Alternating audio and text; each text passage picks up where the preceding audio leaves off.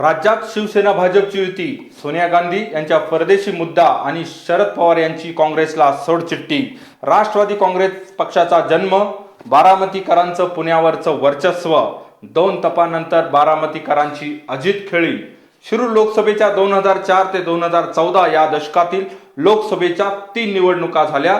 या निवडणुकातील राजकारणाचा म्हणजेच आढळराव पर्वाचा आढावा या भागात घेऊया. चला तर मग.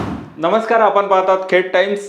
सध्या शिरूर लोकसभा मतदारसंघाचा संपूर्ण राजकीय इतिहास सांगणाऱ्या राजकारण लोकसभेचं या मालिकेच्या दुसऱ्या भागात आपलं स्वागत. पहिल्या भागात आपण अगदी सुरुवातीपासून मतदारसंघाचा आणि त्यासोबतच थोडक्यात देशाचाही राजकीय इतिहास पाहिला. 90च्या दशकाच्या उत्तरार्ध देशात आणि महाराष्ट्रात मोठे राजकीय बदल झाले. या बदलांमुळे देशाच्या महाराष्ट्राच्या राजकारणाची समीकरणे नाट्यमय पद्धतीने बदलली.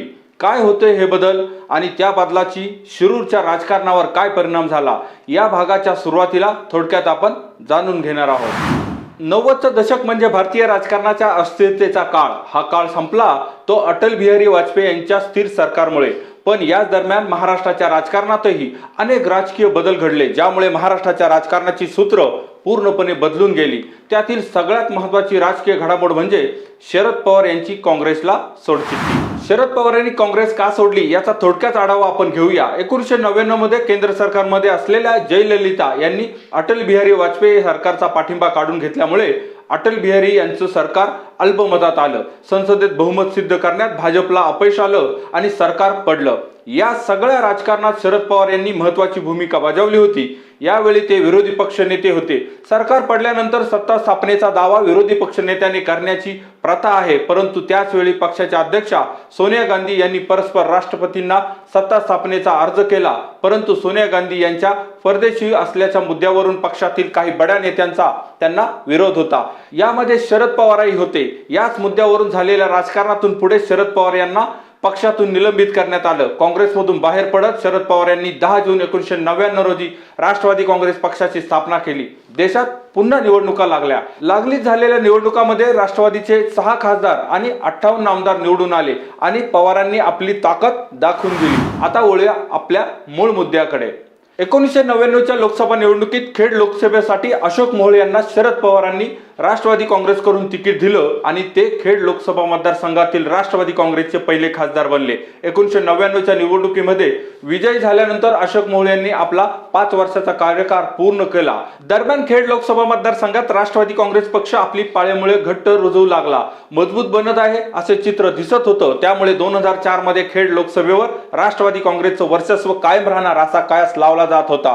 पण 2004ची लोकसभेची निवडणूक ही सगळे अंदाज खोटा ठरवणारी ठरली.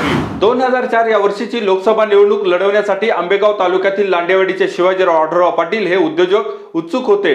भीमाशंकर सहकारी साखर कारखान्याच्या उभारणीत महत्वाचा वाटा असलेले आढळराव यांनी शरद पवार यांच्याकडे लोकसभेसाठी तिकिटाची मागणी केली होती. परंतु शरद पवारांनी त्यांना तिकीट नाकारत अशोक मोहोळ यांना पुन्हा एकदा संधी दिली. त्यामुळे नाराज झालेल्या आढळराव पाटलांनी पक्ष त्याग करत शिवसेनेत प्रवेश केला आणि शिवसेनेच्या तिकिटावर निवडणूक लढवली.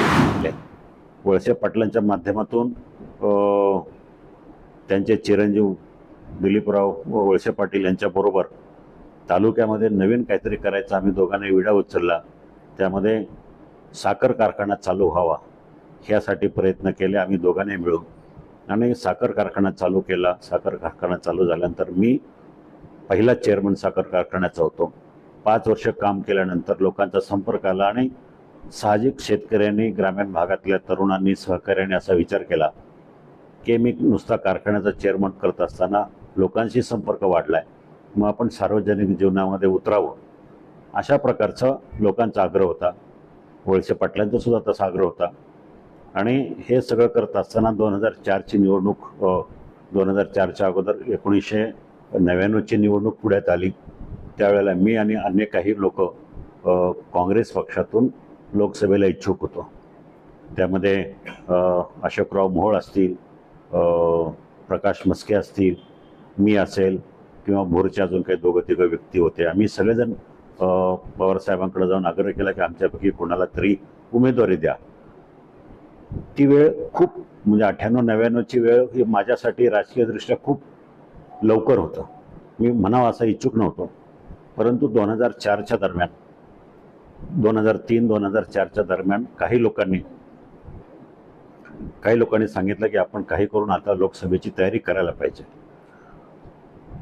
2003च्या डिसेंबरच्या दरम्यान मी अमेरिकेला माझ्या व्यवसायाच्या निमित्तानं गेलो. 10 दिवस तिथं न्यूयॉर्कमध्ये वास्तव्याला होतो आणि आदरणीय शरदचंद्रजी पवार युनायटेड नेशनच्या कॉन्फरन्समध्ये केंद्र सरकारच्या माध्यमातून केंद्राचे प्रतिनिधी म्हणून तिथं ते उपस्थित होते.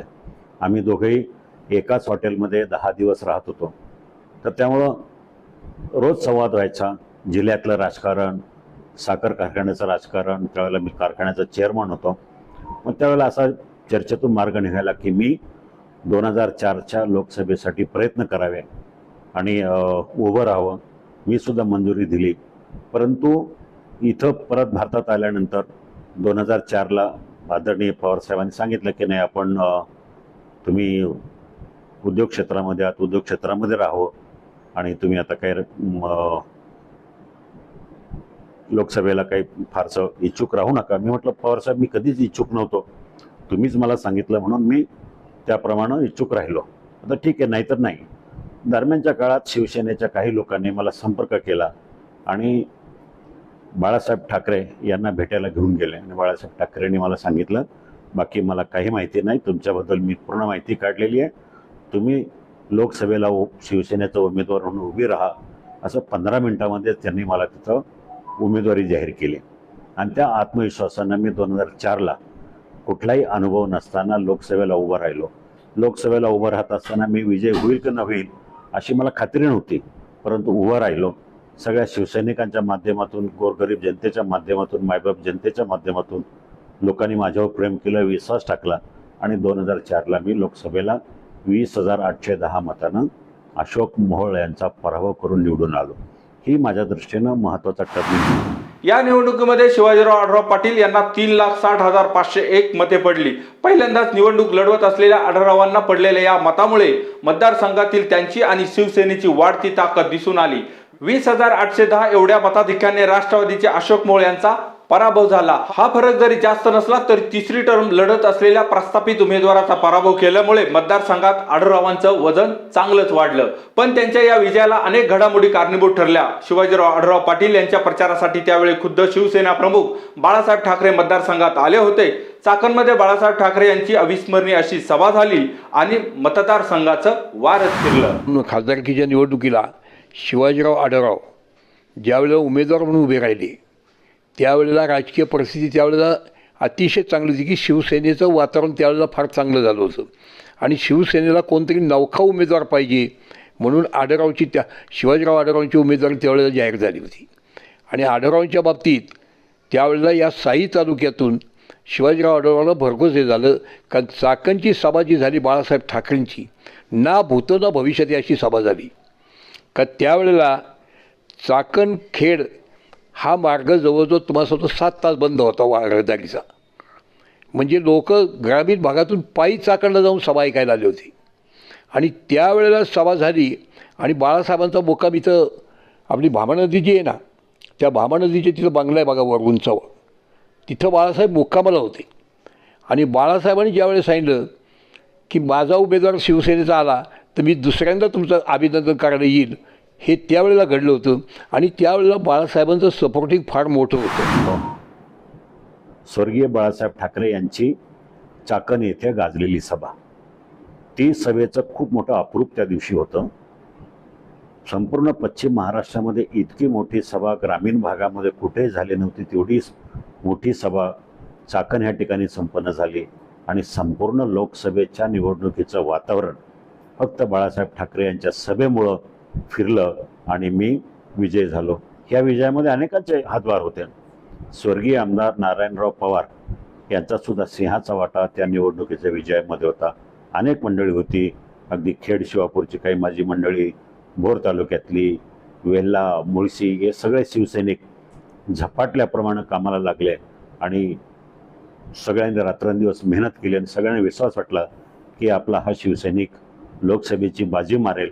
त्याप्रमाणे सगळ्यांचा आत्मविश्वास वाढला आणि त्या आत्मविश्वासाच्या पोटी मी त्या ठिकाणी निवडून आलो. आणि सगळी गणितं सगळ्यांनी त्या दिवशी जो माझ्याबद्दल विश्वास व्यक्त केला या निवडणुकीत आढळरावांनी राष्ट्रवादी काँग्रेस पक्षाच्या उमेदवाराचा पराभव करत थेट शरद पवार यांनाच शह दिला असं म्हणायला काही हरकत नाही. आधी काँग्रेसमध्ये आपल्यापासून शरद पवारांच्या हातात असलेली ही जागा शिवाजीराव आढळराव पाटलांच्या विजयामुळे पवारांच्या हातातून गेली याचं शल्य पुढच्या काही काळापर्यंत शरद पवारांना टोचत राहिलं. 1996 पासून सुरू असलेल्या शिवसेनेच्या प्रयत्नांना खरं तर 2004 मध्ये आढळरावांच्या रूपानं यश आलं आणि खेड लोकसभा मतदारसंघावर म्हणजेच आताच्या शिरूर लोकसभा मतदारसंघावर शिवसेनेचा भगवा डौलाने फडकला. 2004च्या लोकसभा निवडणुकीनं राजकीय पक्षांना प्रचार यंत्रणेचं महत्त्व पटवून दिलं. 1999 मध्ये सत्तेवर आलेल्या अटल बिहारी वाजपेयी यांच्या सरकारनं आपली प्रतिमा टिकवून ठेवली होती. त्यामुळे याही वेळी काँग्रेस पक्षाचा दारुण पराभव होणार असं चित्र दिसत होतं. परंतु यावेळी प्रचार यंत्रणेच्या जोरावर लोकांचं मतपरिवर्तन करणाऱ्या काँग्रेसला यश आलं आणि भाजपला मोठ्या पराभवाचा फटका बसला. 2004च्या निवडणुकीनंतर काँग्रेस पुन्हा केंद्रात सत्तेवर आली. राज्यातही काँग्रेस राष्ट्रवादीच्या आघाडीनं सरकार बनवलं. दरम्यान 2009च्या लोकसभा निवडणुकीपूर्वी 2008 मध्ये लोकसभा मतदारसंघाची पुनर्रचना करण्यात आली. जसं की आपण पहिल्या भागात पाहिलं, या पुनर्रचनेत खेड लोकसभा मतदारसंघातील भोर आणि मुळशी हे विधानसभा मतदारसंघ बारामती मतदारसंघात सामील करण्यात आलं. मावळ हा नवा लोकसभा मतदारसंघ तयार झाला. या तीनही विधानसभा मतदारसंघाच्या जागी शिरूर, हडपसर आणि भोसरी हे मतदारसंघ खेड मतदारसंघामध्ये समाविष्ट झाले. या मतदारसंघाला शिरूर लोकसभा मतदारसंघ असे नाव देण्यात आले. मतदारसंघाच्या रचनेत मोठे बदल झाल्यामुळे सगळ्याच राजकीय पक्षांना आपल्या धोरणांमध्ये बदल करावे लागले. 2009 मध्ये केंद्रात पुन्हा एकदा काँग्रेसचं सरकार आलं. राज्यात काँग्रेसला 17, शिवसेनेला 11, भाजपला 9 आणि राष्ट्रवादी काँग्रेसला 8 जागा मिळाल्या. 2009च्या शिरूर लोकसभेच्या निवडणुकीचा निकाल मतदानापूर्वीच जाहीर झाला असं म्हणायला काही हरकत नाही. ते कसं? शिवसेना आणि राष्ट्रवादी काँग्रेसची युती त्यावेळी जरी झाली नसली तरी शरद पवार यांनी मतदारसंघात उभं राहण्यासाठी चाचपणी मात्र नक्की करून पाहिली होती. 2009च्या निवडणुकीपूर्वी शरद पवार यांनी मतदारसंघात सभा घेतल्या. या सभेला लोकांचा इच्छित असा प्रतिसाद न मिळाल्यामुळे पवारांनी भविष्याचा वेध घेत आपला मोर्चा सोलापूर जिल्ह्यातील माडाकडे वळवला आणि इथंच आढळराव अर्धी लढाई जिंकले होते. 2009च्या निवडणुकीत शिरूर लोकसभा मतदारसंघात शिवसेना विरुद्ध राष्ट्रवादी काँग्रेस असा दुरंगी सामना पाहायला मिळाला. 2004 मध्ये राष्ट्रवादीचा पराभव केल्यानंतर शिवाजीराव आढळराव पाटलांनी दुसऱ्या टर्मसाठी कंबर कसली होती. तर दुसरीकडे राष्ट्रवादी काँग्रेस पक्षाकडून भोसरी विधानसभेचे प्रथम आमदार विलास लांडे हेही रिंगणात होते. एकूण मतदानापैकी 57.5% म्हणजे 4,82,563 मते आढळरावांना तर 36% म्हणजे 3,03,952 मते विलास लांडे यांना मिळाली. 1,78,611 मते म्हणजेच 21.3% इतक्या मार्जिनने राष्ट्रवादीचे उमेदवार विलास लांडे यांच्या पराभवाचा सामना करावा लागला. 2004 मध्ये झालेल्या पराभवाची सल भरून काढण्यात राष्ट्रवादी काँग्रेस पक्षाला यावेळी अपयश आलं.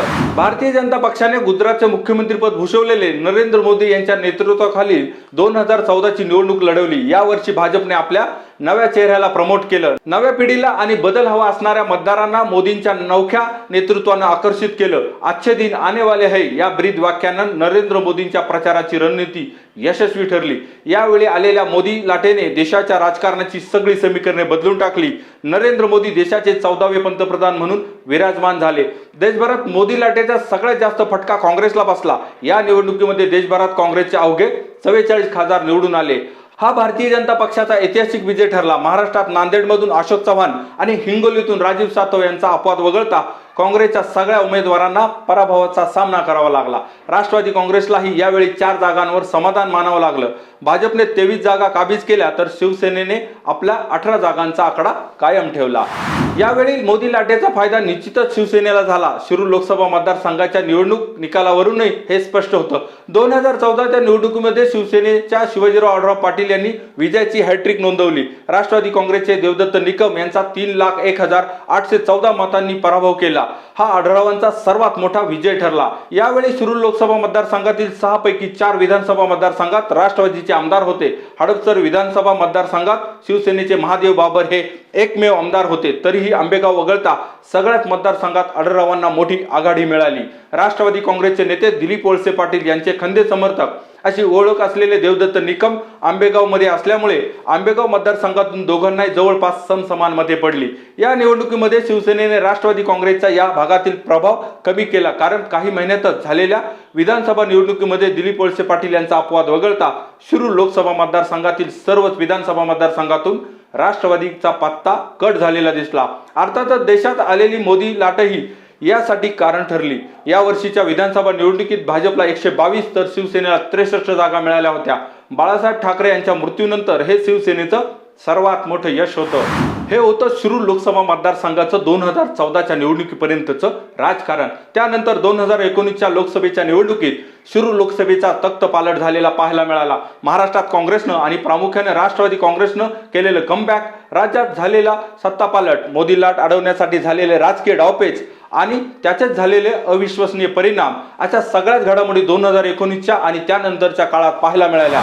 शिरूर लोकसभेवर आपलं वर्चस्व टिकून ठेवलेल्या आणि केंद्रीय मंत्रिपदाची चाहूल लागलेल्या आढळरावांना चौकार लगावण्यात अपयश आलं.